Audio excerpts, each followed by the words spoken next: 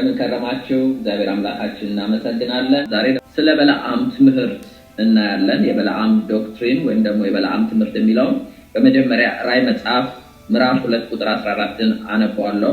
ዳሩ ግን ለጣዖት የታረደውን እንዲበሉ እንዲሴስኑ በእስራኤል ልጆች ፊት ማሰናከያ ሊያኖርባቸው ባላቅን ያስተማረ የበለዓምን ትምህርት የሚጠብቁ በዚያ ከአንተ ጋር ስላሉ የምነቅፍበት ጥቂት ነገር አለኝ ይላል። ደግሜ አነባዋለሁ። ዳሩ ግን ለጣዖት የታረደውን እንዲበሉና እንዲሴስኑ በእስራኤል ልጆች ፊት ማሰናከያ ሊያኖርባቸው ባላቅን ያስተማረ የበለዓምን ትምህርት የሚጠብቁ በዚህ ከአንተ ጋር ስላሉ የምነቅፍበት ጥቂት ነገር አለኝ ይላል። እንጸልይ። እግዚአብሔር አምላካችን ሆይ ዛሬም በኢየሱስ ስም በሕያው ቃል ስለምታስተምረን እናመሰግናለን። ጸጋህ ያግዘን። እኔም ባሪያ በፍጹም ግልጽነት መናገር እንድችል እርዳኝ። የሚሰሙ ሁሉ የቃልህ ጸጋ፣ የቃልህ በረከት፣ የቃልህ መንፈስ ያገኛቸው በኢየሱስ ስም አሜን። ዛሬ ደግሞ ስለ በለዓም ዶክትሪን ነው የምናየው። የበለዓም ትምህርት ዘመናትን ተሻግሮ ከዘኍልቍ መጽሐፍ ተነስቶ ወደ ራዕይ መጽሐፍ ሲደርስ እናያለን። ይሄ የሚያሳየው እንግዲህ ሰዎቹ ይሞቱ እንጂ መንፈሱ እንደማይሞት ነው የሚያሳየው። ሰዎቹ የዘሩት ዘር እንደማይጠፋ ነው የሚያሳየው። ክፉም ዘር እንዝራ መልካምም ዘር እንግዲህ ዘመናትን ተሻግሮ እንደሚሄድ የሚያስተምረን ነው። ጴርጋሞን ቤተክርስቲያን የመጣላት መልእክት ነው። ዳሩ ግን ለጣዖት የታረደውን እንዲበሉ እንዲሴስኑ በእስራኤል ልጆች ፊት ማሰናከያ ሊያኖርባቸው ባላቅን ያስተማረ የበለዓምን ትምህርት የሚጠብቁ በዚህ ከአንተ ጋር ስላሉ የምነቅፍበት ጥቂት ነገር አለኝ ይላል። ጌታ ኢየሱስ ክርስቶስ ጴርጋሞን ቤተክርስቲያን ምንድነው የሚላት? የምነቅፍበት ነገር አለኝ። ምንድነው የሚነቅፍባት ነገር? ዳሩ ግን ለጣዖት የታረደ እንዲበሉ እንዲሴስኑና በእስራኤል ልጆች ፊት ማሰናከያ ሊያኖርባቸው ባላቅን ያስተማረ። ይሄንን ትምህርት ሲያስተምር ያየ ሰው የለም። እግዚአብሔር ብቻ ነው ያየው። እግዚአብሔር ስላየም ነው የገለጠው። እግዚአብሔር ስላየ ነው በአዲስ ኪዳንም በብሉይ ኪዳንም ተገልጦ ምናየው። ሙሴ አላየም፣ የእስራኤል ሕዝብ አላየም ምን እንደተመከረባቸው ምን እንደተባለ። በለዓም አረግምም ብሎ ባርኮ ይውጣ እንጂ ነገር ግን ክፉ ምክር መክሯቸው እንደወጣ የእግዚአብሔር ቃል ይናገራል። ምንድነው የመከረው?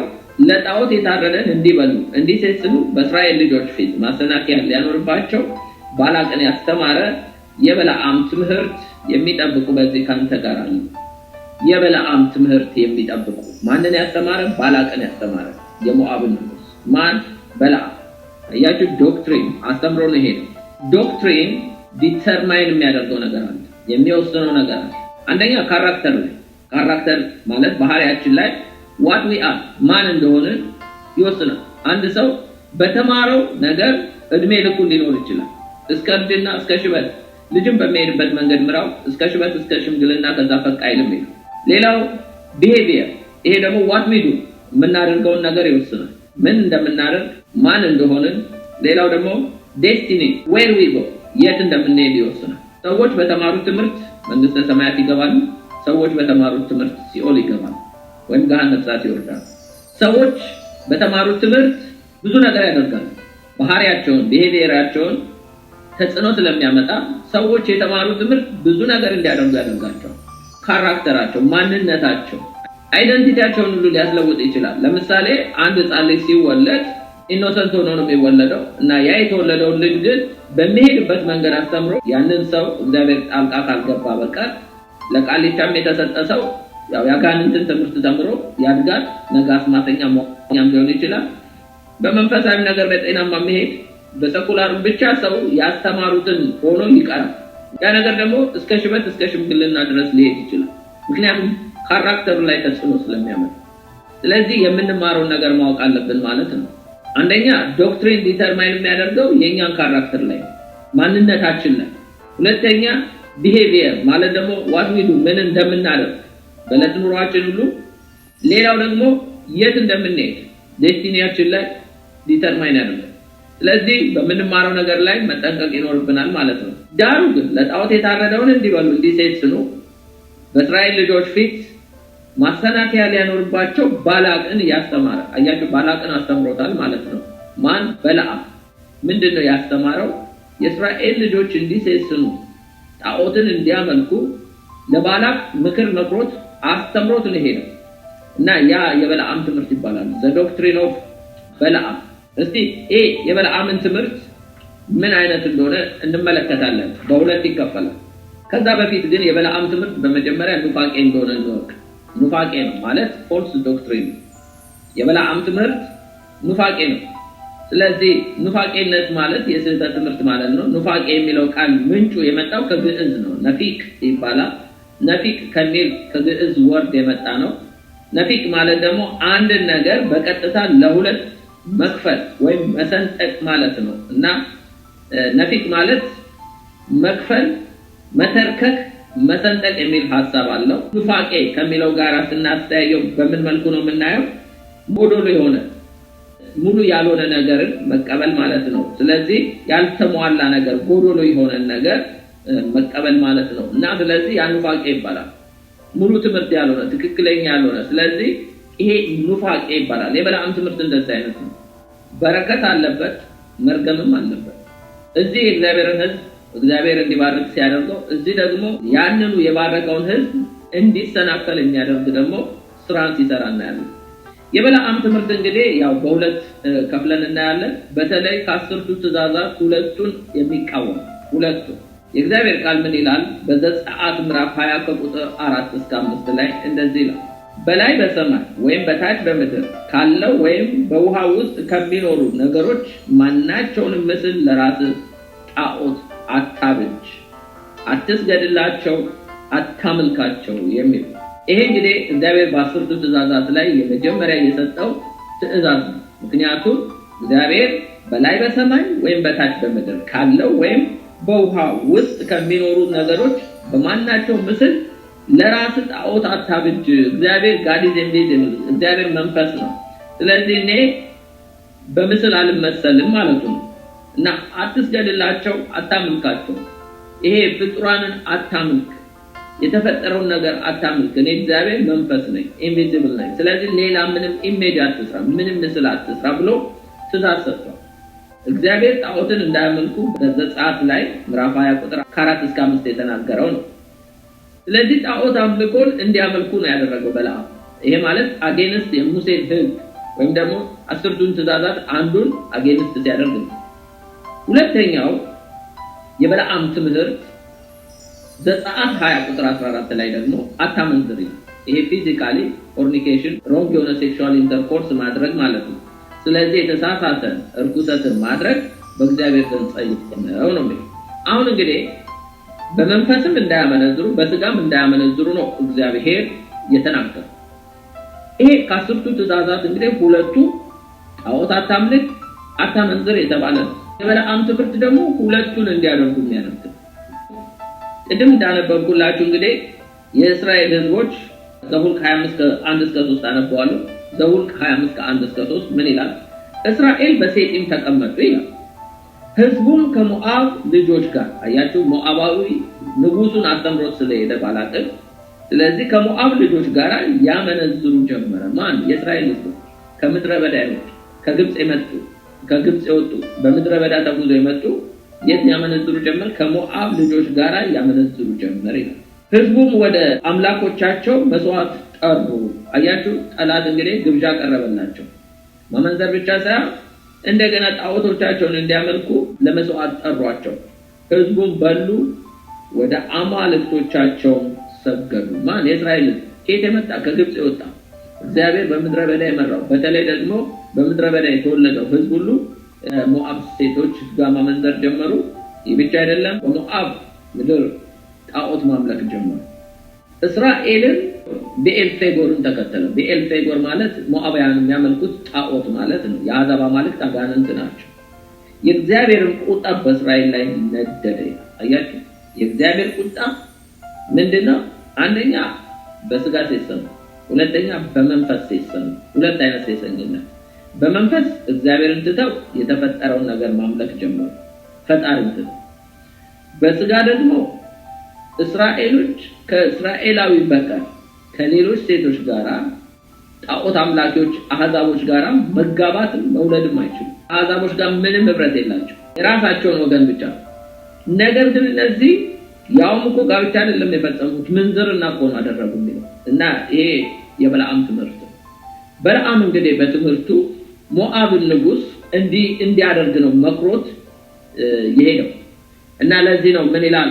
ዳሩ ግን ለጣዖት የታረደው፣ ይሄ ማለት በመንፈሳዊ መንዘርና ነው፣ እንዲበሉ እንዲሴስኑ በእስራኤል ልጆች ፊት ማሰናከያ ሊያኖርባቸው ባላቅን ያስተማረ የበለዓምን ትምህርት የሚጠብቁ። ይሄ ትምህርት ነው እንግዲህ አስተምሮ ሄደ። የእስራኤል ህዝቦች በመርገም አትረግማቸው የተባረከ ህዝብ ነው ብሏል። በጦርነትም አትችላቸው ምክንያቱም እግዚአብሔር ነው ተዋጊያቸው። እነሱን ማሸነፍ የምትችለው አለ በለዓም እንግዲህ ባላቅ ወደ ግብዣ ጥሯቸው፣ ወደ ጣዖት አምልኳቸው ጥሯቸው፣ ከሴቶች ጋር ያመንዝሩ፣ ያን ጊዜ ራሱ እግዚአብሔር ተቆጥቶ ይቀስፋቸዋል ብሎ የሚገርማችሁ 23000 ህዝብ ነው ያለበት። ምን ይላል በአንደኛ ቆሮንቶስ ምዕራፍ 10 ቁጥር 8 ላይ እነርሱም አንዳንዶቹ እንደሴሰኑ በአንድ ቀን 2000 ከ3000 ማለት 23000 እንደወደቁ አንሴሰኑ ይላል። አያችሁ የበለዓም ትምህርት እንግዲህ በስጋም ሰዎችን እንዲያመነዝሩ ያደርጋል፣ የእግዚአብሔርን ቤተ መቅደስ እንዲረክስ ያደርጋል። እንደገናም ደግሞ በመንፈስ ከእግዚአብሔር ይልቅ ጣዖትን እንዲያመልኩ አድርጎ እግዚአብሔርን ያስቀናል፣ እግዚአብሔርን ያስቆጣል። እግዚአብሔር ደግሞ ቀናተኛ አምላክ ነው። የገዛ ህዝቡ ከግብጽ ምድር አውጥቶት ከባርነት ቤት አውጥቶት መና አብልቶት ታቦት አሰርቶ በመካከላቸው እያደረ ግን እግዚአብሔርን ትተው በኤልፌጎርን ወይም ጣዖትን የሞዓብን አምልኮ ማምለክ ማለት እግዚአብሔርን እንዲቀና ያደርጋል። በዚህ ጊዜ ተቆጣ እግዚአብሔር 23000 ህዝብ አለቀ። ይሄ ነው እንግዲህ የበለዓም ትምህርት። የበለዓም ትምህርት ምንድነው? የነዚህ ሰዎች ዴስቲኒ ያበላሽ። ከነዓን ሊገባ ያለውን ህዝብ በአንድ ጊዜ 23000 እንዲያልቅ አደረገ። በጦርነት ገጥሞ ያላሸነፋቸው ወይም በጦርነት ሊዋጋቸው ያልቻለው በእርግማን ያልቻላቸው በኃጢአት በማሰራት ግን አሸነፋቸው። አያችሁ ዛሬ ዲያብሎስ የሚውጠውን ፈልጎ እንደሚያገሳ አንበሳ በዙሪያችሁ ይዞራል ይላል። የሚዞረው ምንድነው? ሊበላን ሊያኝከን አይደለም፣ ሊያስተን ሔዋንን እባብ በተንኮል እንዳሳታት ለክርስቶስ ካላችሁ ንጽህናና ቅንነት ምናልባት እንዳያወጣችሁ ብዬ እፈራለሁ ይላል ጳውሎስ። አያችሁ ተንኮለኛ ነው እባብ። ራሱ ዝርገማችሁ ቢል አይችልም። ለምን? የተባረከን ህዝቦች ነው። እንደገናም ደግሞ ልግጠማችሁ ቢል በጦርነት አይችልም። ምክንያቱም ተዋጊያችን እግዚአብሔር ነው። የቤተክርስቲያን የጋነብ ደጆች አይችሏል። እግዚአብሔር ነው ተዋጊ፣ ስሙም እግዚአብሔር ነው። ጉዳዩ ግን ምንድነው? የሚያሸንፈው እኛን ኃጢአት ማሰራት፣ አንድ በመንፈስ ሁለት በስጋ ሰዎችን ሴሰኛ ማድረግ የበለዓም ትምህርት ነው። ይሄ ትምህርት ታዲያ ዘኍልቍ 22 ላይ ብቻ ቀረ አይደለም። 22 23 ላይ ብቻ አይደለም የቀረው። ራዕይ መጽሐፍ ላይ መጥቶ በቤተክርስቲያን ውስጥ በጴርጋሞ ቤተክርስቲያን ውስጥ ይሄ ነገር ተገኘ። ኢየሱስ ክርስቶስ ምን አለ? ዳሩ ግን ለጣዖት የታረዱትን እንዲበሉ እንዲሰስኑ በእስራኤሎች ፊት ማሰናከያ ሊያኖርባቸው ባላቅን ያስተማረ የበለዓም ትምህርት የሚጠብቁ የበለዓምን ትምህርት መጠበቅ ማለት የሚሰስኑ አሉ ማለት ነው። በዛች ቤተክርስቲያን በዚያን ከአንተ ጋር ስላሉ እነዚህ በመንፈስ የሚሰስኑ በስጋ የሚሰስኑ ከአንተ ጋር አሉ፣ እሱን እነቅፍብሃለሁ ነው የሚለው ለጴርጋሞ ቤተክርስቲያን። የእግዚአብሔር ቃል ምንድነው የሚለው? ጳውሎስ ለቆሮንቶስ ሰዎች ሁለት ነገር ነው የሚላቸው። አንደኛ ቆሮንቶስ ምዕራፍ 10 ቁጥር 14 ላይ ከጣዖት አምልኮ ሽሹ ነው የሚለው። ሁለተኛ እንደገና አንደኛ ቆሮንቶስ ምዕራፍ 6 18 ላይ ከዝሙት ሽሹ ነው የሚለው። ከጣዖት ሽሹ፣ ከዝሙት ሽሹ። የበለዓምን ትምህርት እንዴት ነው የምናሸንፈው? በመጸለይ ብቻ አይደለም፣ በመሸሽ። ከጣዖት አምልኮ መሸሽ፣ ከዝሙት ሽሹ ነው የሚለው።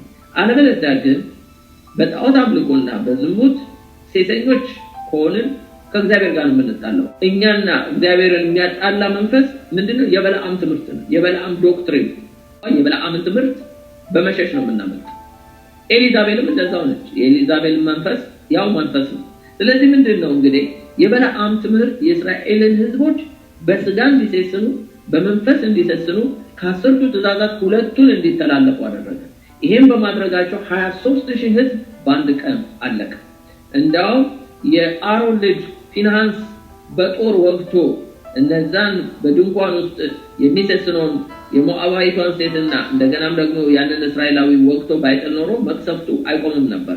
መቅሰፍቱ ይቀጥል ነበር። ከ23000 የእግዚአብሔርን ቁጣ ያበረደው ያ ፊንሃስ የተባለ። አያችሁ ለምንድን ነው በለዓም እንደዚህ አይነት ምክር የመከረው? ሞከረ መርገም እንደማይችል ስላወቀ አስማት ማድረጉን ተወ ነው። አያችሁ ብዙ ጊዜ እኮ ሞክሮ ስላልሆነለት እንደ ቀድሞ ሄዶ እግዚአብሔር ጨርሶ እስራኤልን ህዝብ እንደባረከው ባወቀ ጊዜ እንደ ቀድሞ አስማት ማድረጉን ተወ ይላል። ለካስ እግዚአብሔርም ጋር የሚቀርበው የሚጠይቀውም ለካስ አስማት እያደረገ ነው። እግዚአብሔር ጣልቃ ገብቶ ነው እንጂ በለዓም እግዚአብሔርን አውቆት አይደለም። እግዚአብሔር በአስማት አይጠየቅም፣ በመተቱ አይጠየቅም። እግዚአብሔር ግን በትክክለኛ መንገድ በጾም በጸሎት ፊቱን ነው የሚፈልገው። በለዓም ግን ልክ ለአጋንንት እንደሚያደርገው መስዋዕት እያደረገ ነው። እግዚአብሔር ጣልቃ ባይገባ ኖሮ የእስራኤልን ሕዝብ ሊረግማቸው ነበር የወጣው። ግን የሚገርማችሁ እንደዛም ሟርተኛው ነው፣ እንደዛም መተተኛው ነው፣ እንደዛም አስማተኛው ነው። እግዚአብሔር ግን በሰይጣንም ላይ ስልጣን ስላለው መጥቶ ሬዚስት ሲያደርገው ሲቋቋመው እናያለን። በለዓምን አይደለም መልአክ ሁሉ ሲልክለት እናያለን። መልአክ ይዞ ልኮ በመንገዱ ነው ሲቆም። ለምን? ይሄ ሰው ገንዘቡና ክብሩ ስላማለለው ያንን ገንዘብ ለማግኘት ሲል ክፉ ምክር መክሮ ሄደ፣ ክፉ ትምህርት አስተምሮ ሄደ። ማንን? ባላቅን። ለዚህ ነው ለጴርጋሞን ቤተክርስቲያን የሚላት ምንድነው? የታረደውን እንዲበሉ እንዲሰስኑ በእስራኤል ልጆች ፊት ማሰናከያ እንዳይኖርባቸው ባላቅን ያስተማረ። ለምን አስተምሮ ሄደ? በቃ እግዚአብሔር ባርክ ብሎታል። ባርኮ ለምን አለኝ? አያችሁ፣ ይመኝ ነበር ማለት ነው ያን ገንዘብ። ለዚህ ነው ያን ብር ከሚቀርብኝ ያንን ባላቅ ያዘጋጀልኝን ስጦታ ከሚቀርብኝ አትሊስት በዚህ መክሬው ስጦታውን ልቀበል ብሎ ነበር። ተሳካለት እና 23000 ህዝብ አስጨረሰ። አይገርማችሁ? ስለዚህ የበለዓም ዶክትሪን ዛሬም ይሰራል። ዛሬም በቤተክርስቲያን እንግዲህ በጥንቷ ቤተክርስቲያን ከሰራ አሁንም ይሰራል። አሁንም የበለዓም ትምህርት የእግዚአብሔርን ህዝብ ከጣዖት አምልኮ ከእግዚአብሔር ይልቅ ህዝቡ ሌላ ነገር እንዲከተል የሚያደርግ የበለዓም ትምህርት ነው። እግዚአብሔር ይሄንን ነቅፍብሃለሁ ይላል። ሌላው በስጋ ሰዎችን ሴሰኞች የሚያደርግ የእግዚአብሔርን ህዝብ እኮ ነው ወገኖቼ። ከግብጽ የወጣውን ህዝብ እኮ ነው። በረሃ አቋርጦ የመጣውን ህዝብ እኮ ነው። እግዚአብሔር የቀደሰውን ህዝብ እኮ ነው። እግዚአብሔር በመካከሉ ያደረውን ህዝብ እኮ ነው። እግዚአብሔር የኔ ያለውን ህዝብ እኮ ነው ጣዖት ያስመለከው እንዲያመነዝር ያደረገው። እና ስለዚህ ይሄ በበረሃ ስንት ነገር እያለፈ የመጣ ህዝብ እዚህ ሞዓብ ላይ ግን ሲደርስ በሴቶች ሲሸነፍ በጣዖት ሲሸነፍ በኤል ፌጎርን ሄዶ ሲያመልክና በለዓም ይሄንን ነው እንግዲህ ትምህርቱ ያስተማር። የምነቅፍብ ነገር ይታለ ይላል። ዛሬ ወገኖቼ እንግዲህ ከበለዓም ትምህርት ለመትረፍ መሸሽ ብቻ። ከዝሙት ሽሹ፣ ከጣዖት አምልኮ ሽሹ ነው የሚለው ጳውሎስ። እንግዲህ ለዚህ ነው ለቆሮንቶስ ክርስቲያኖች ከእነርሱ አንዳንዶቹ እንደ ሴት ሰሙ። በአንድ ቀን ነው የሚለው በአንድ ቀን 2000 ከ3000 ማለት 23000 እንደወደቁ አንድ ሴት ሰሙ። እናንተ የቆሮንቶስ ክርስቲያኖች እግዚአብሔር ጣዖትን አምልኮ ሴሰኝነትን ይጠላል። ስለዚህ በመንፈስም በስጋም አትሴሰኑ። በአንድ ቀን 23000 ህዝብ እንዳለቀ እናንተም ስትሴሰኑ እንዳትገኙ ይላል። ምክንያቱም በቆሮንቶስ ቤተክርስቲያን ውስጥ በዓለም እንኳን የሌለ የሴሰኝነት መንፈስ ያለበት ሰው ተገኝቶ ነበር። ያም ደግሞ ኃጢአት ጎልቶ በአንደኛ ቆሮንቶስ ምዕራፍ 5 ላይ ማየት ይቻላል። ይህ አይነቱ በዓለም እንኳን አልነበረም ይላል ጳውሎስ። አያችሁ፣ የበለዓም ትምህርት እንግዲህ ዛሬም ይሰራል ማለት ነው። ታዲያ ከዚህ ከበለዓም ትምህርት በመሸሽ ነው። መጸለይ ጥሩ ነው፣ ቃሉን ማንበብ ጥሩ ነው፣ ፌሎሺፕ ማድረግ ጥሩ ነው። ነገር ግን ፈታኝ ሲመጣ ይፈትነን ሲመጣ ሽሹ ነው የሚለው፣ አምልጡ ነው የሚለው። ዮሴፍ በጲጥፋራ ቤት መታ የጲጥፋራ ሚስት ልብሱን በያዘች ጊዜ ልብሱን ጥሎላት ነው የሸሸው፣ ሮጦ ነው ያመለጠው።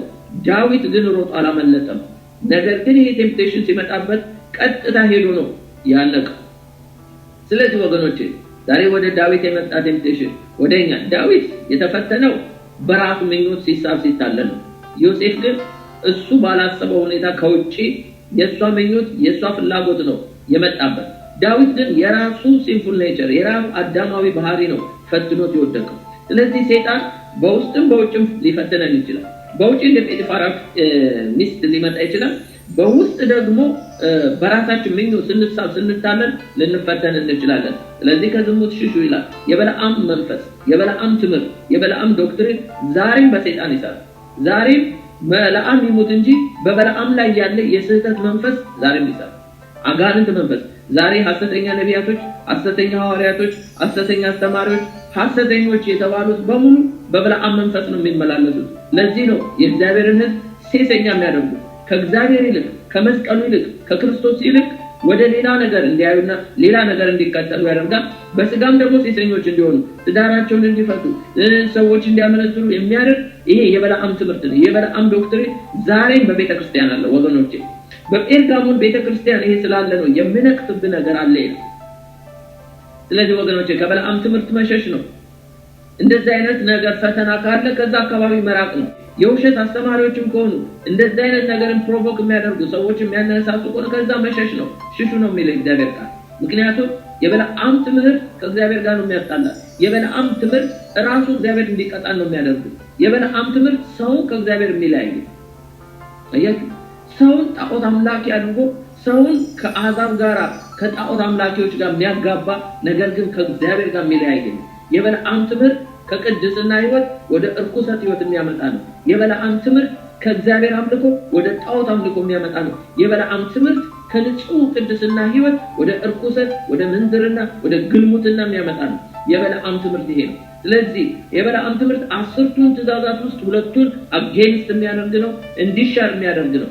ስለዚህ እግዚአብሔር ደግሞ ይሄንን ይጸየፈዋል፣ ይሄንን ይጠላዋል። ስለዚህ ከዚህ አይነት ኑፋቄ ትምህርት በመሸሽ ነው የምናመልጠው። እና ዛሬ እንግዲህ የምተውላችሁ ምንድነው የበለዓም ትምህርት በሁለት እንደሚከፈል ነው።